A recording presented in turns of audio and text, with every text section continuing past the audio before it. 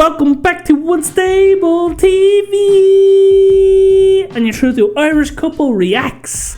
And do stay tuned because this happens every week. So if you're new here, don't forget to like, subscribe, comment and hit the bell notification so you don't miss any of these videos. And if you're a returning viewer, thank you! Thanks for joining us for another react!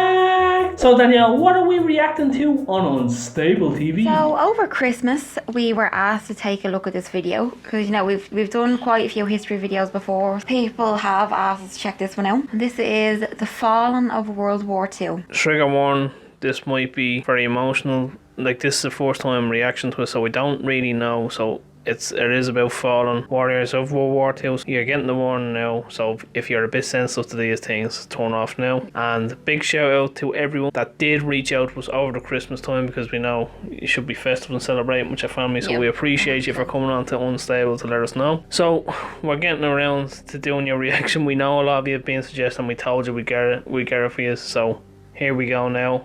Let's jump into this together. Let's go! The average lifespan of an American is 80 years, and an 80-year-old today was 10 when World War II ended, 4 when it began. A soldier who saw battle would have to be in his late 80s at least today. Generals, political leaders, the decision-makers of the war, few are still with us. And over the past few decades, we've seen authors and filmmakers rush to capture stories from survivors before this connection of memory is lost. Well,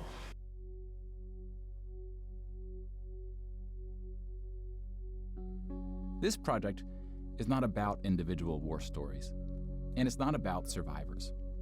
We're going to tally up the tens of millions of people whose lives were cut short by the war, and see how these numbers stack up to other wars in history, including trends in recent conflicts.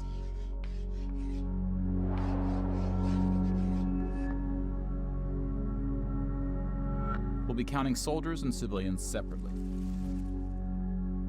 Each of these figures represents 1,000 people who died. oh my god. Civilians were of all walks of life, whereas military deaths were almost entirely men. The average age was about 23. Oh, that's In most awful. battles, for every 1,000 soldiers killed, there are more than 1,000 who were injured. The word casualty can be confusing because in military speak, it often includes both deaths and injuries, and anything else that takes a soldier out of service. Here, we're just counting the deaths, and we'll begin with American soldiers.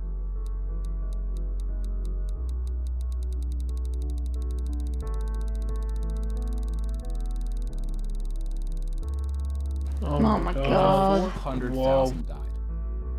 What?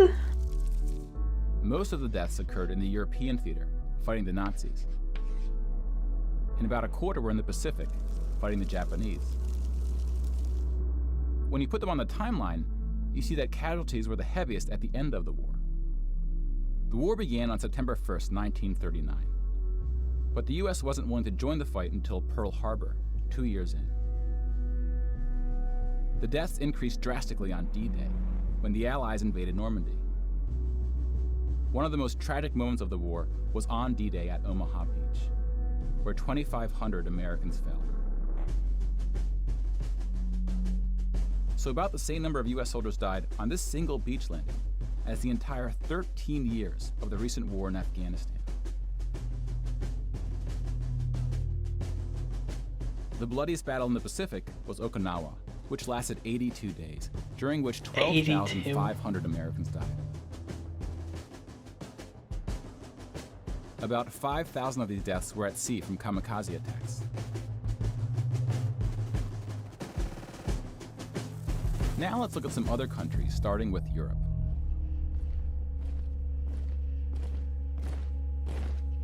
Germany started World War II when it... That's a crazy amount of people to lose in the day. Like, what did he say one day was 2,500 American soldiers? There's just no words for that.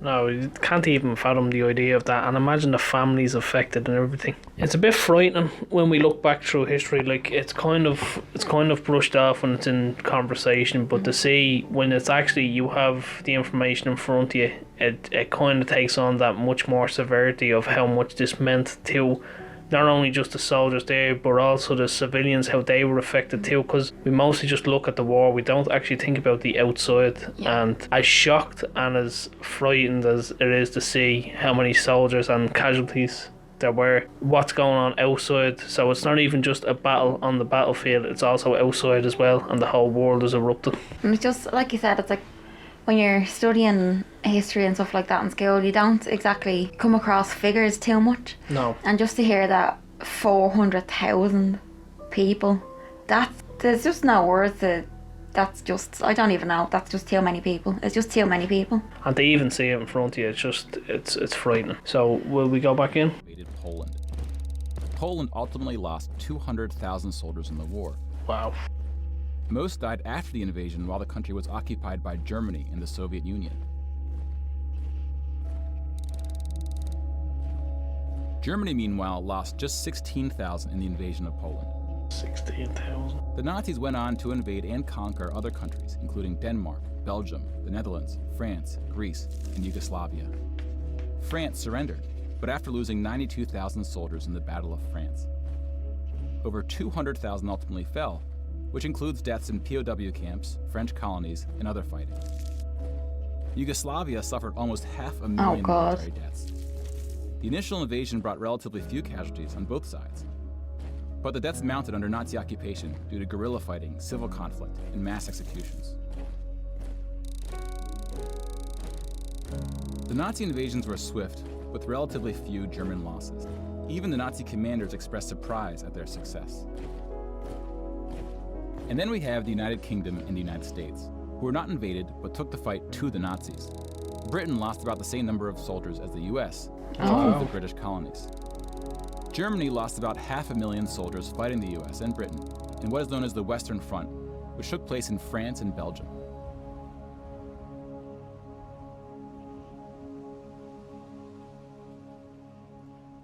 But most Nazi soldiers died in the Eastern Front. Germany's unsuccessful invasion of the Soviet Union. Whoa. The numbers are staggering.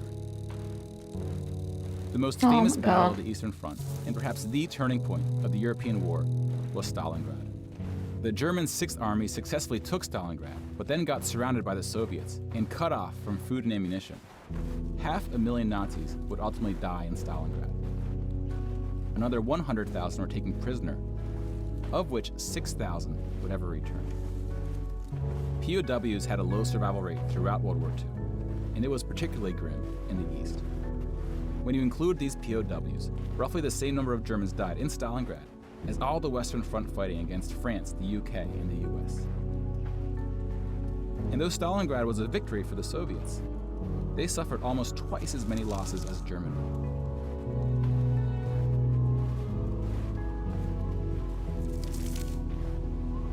The Soviet Union would eventually defeat the once unstoppable German army, killing 2.3 million Nazi Look at that. soldiers. 2.3. But winning the war came at a cost.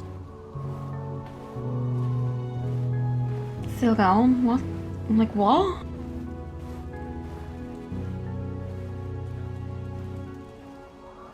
It's not words.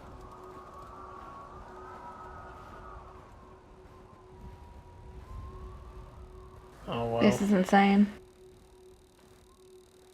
Alright, I knew it was a lot, but I didn't realise it was to this. Extent, no, neither did I. Or this level or magnitude, like.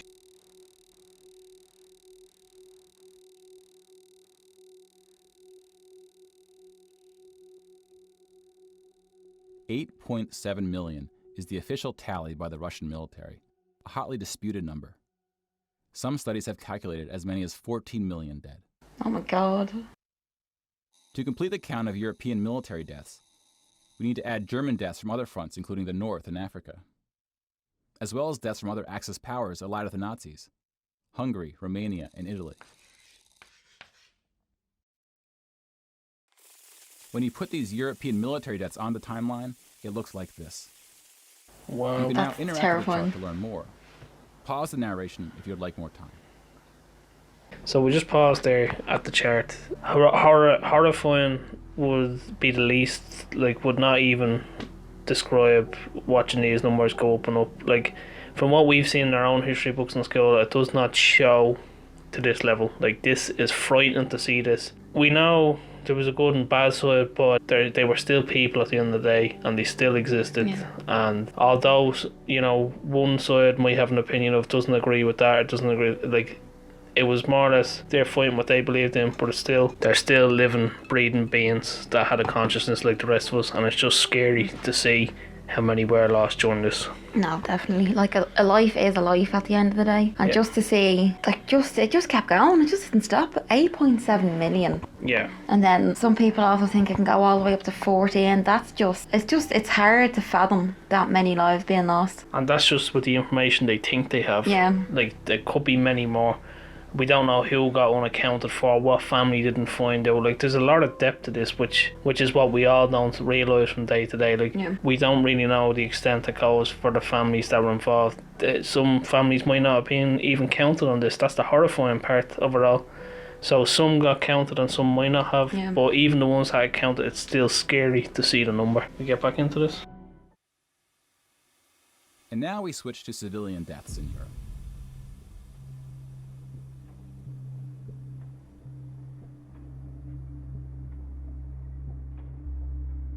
Six million Jewish people were killed in the Holocaust.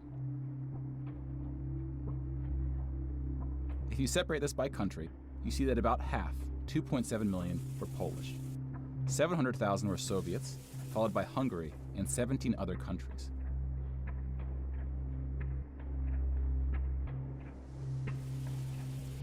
Broken down another way, about half of the 6 million were killed in the concentration camps. Over 1 million died in Auschwitz. Most were killed in the gas chambers. Others died from starvation, exhaustion, disease, and other forms of execution. The second most deadly camp was Treblinka, which was exclusively an extermination camp, set up to look like a train station. Wow. Mobile killing groups killed 1. You wouldn't even know what you were going into.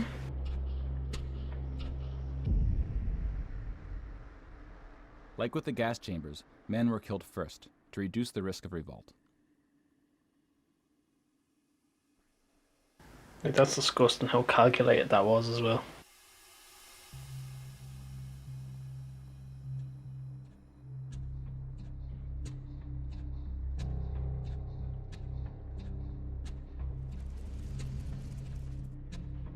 The Holocaust also includes non-Jewish deaths.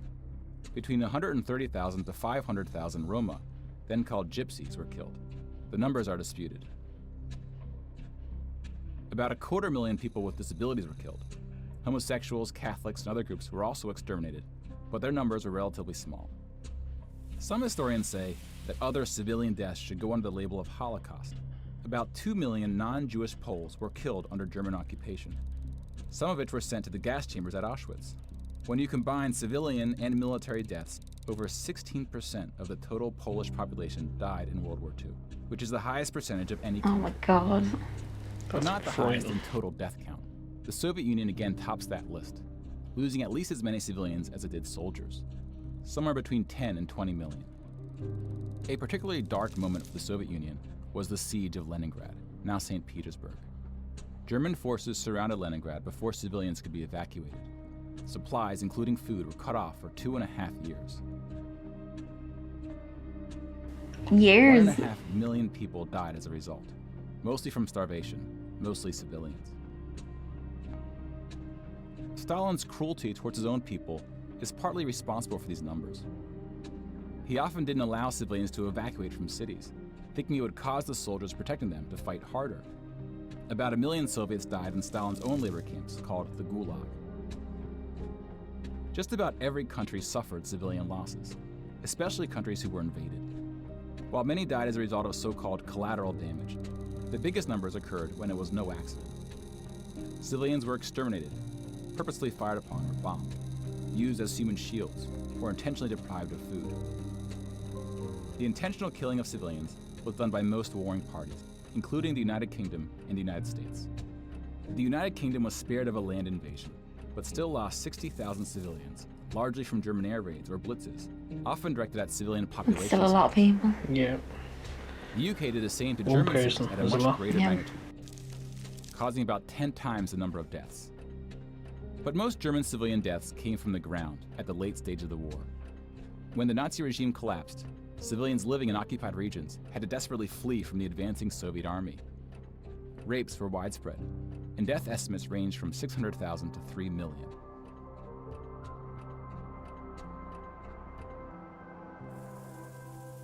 Let's step back and see where we are with the totals. We just counted about 22 20 million. million civilian deaths in Europe.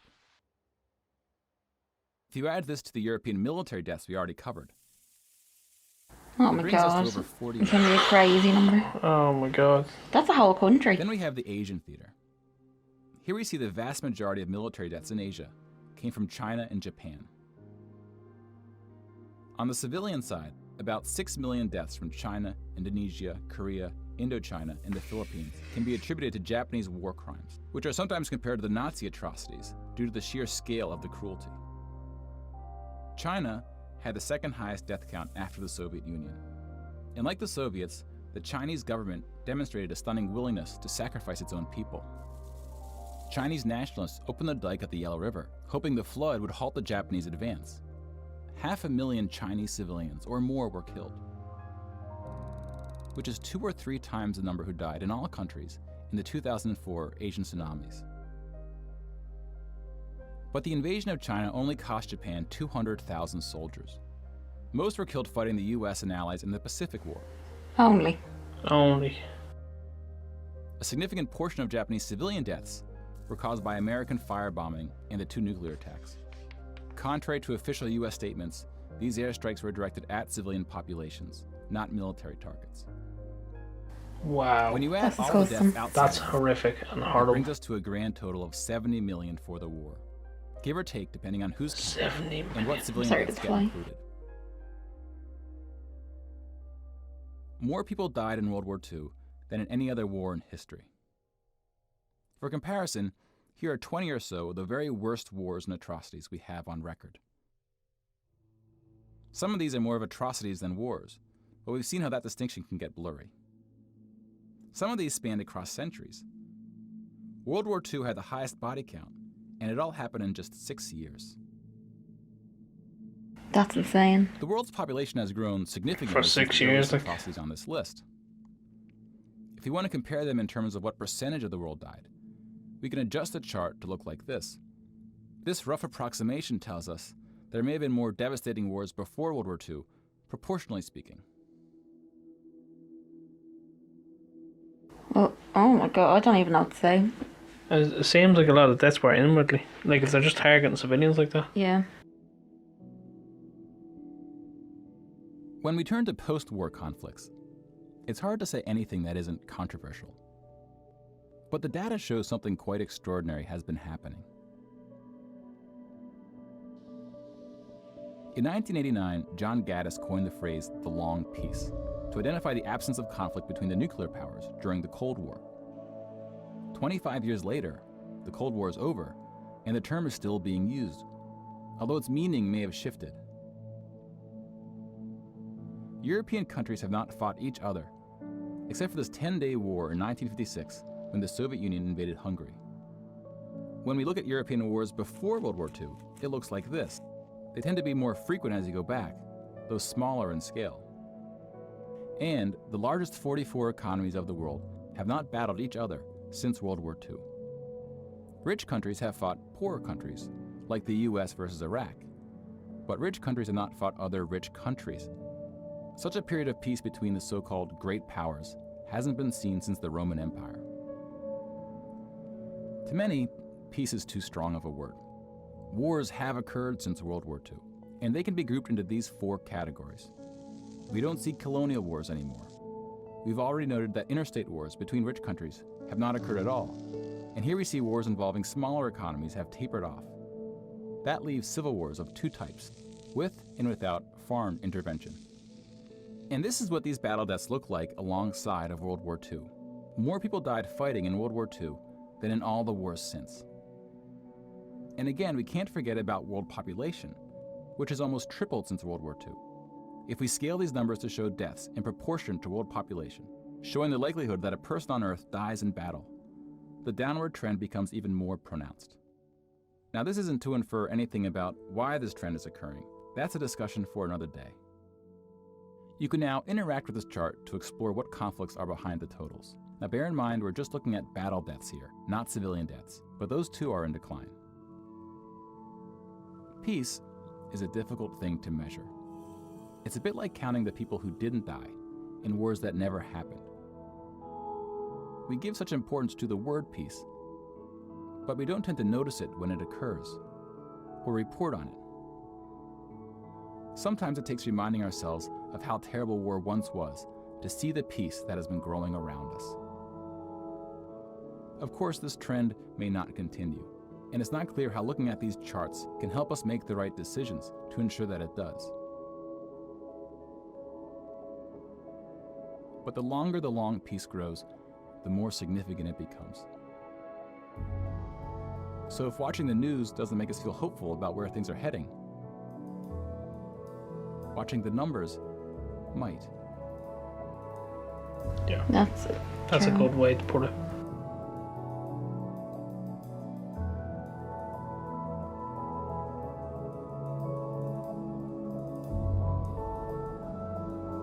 Shout out Neil Halloran.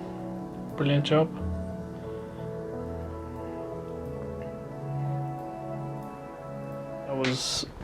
That was a tough watch.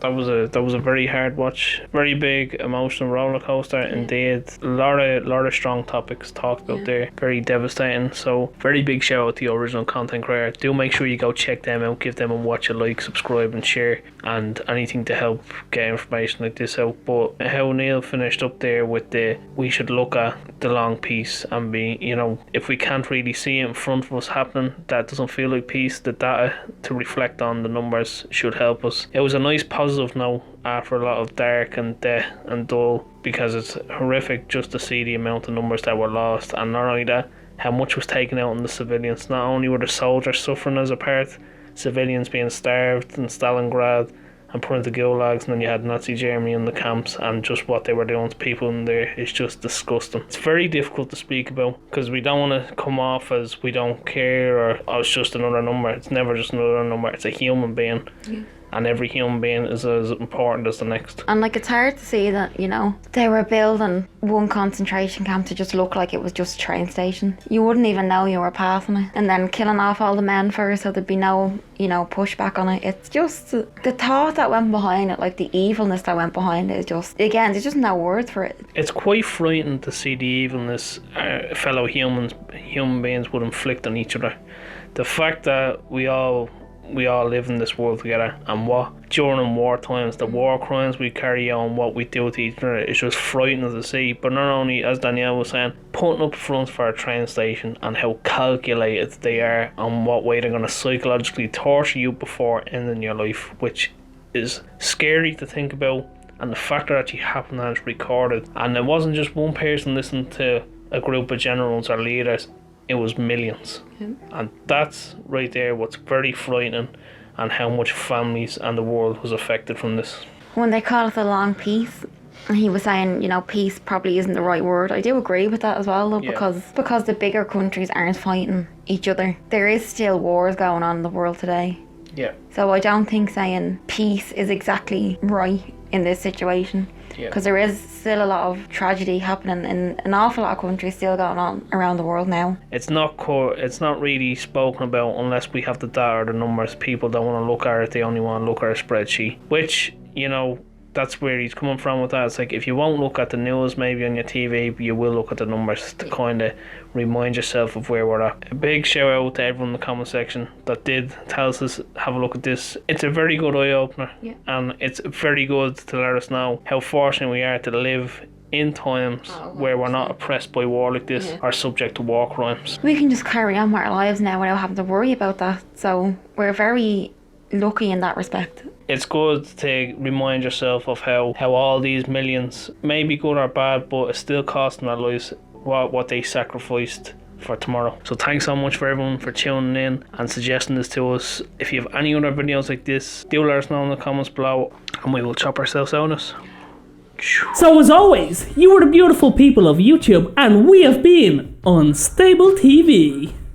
So drop a comment below and let us know what you thought of this reaction video. And if you have any suggestions for us to do, let us know too. And as always, we will see you in the next one. Bye.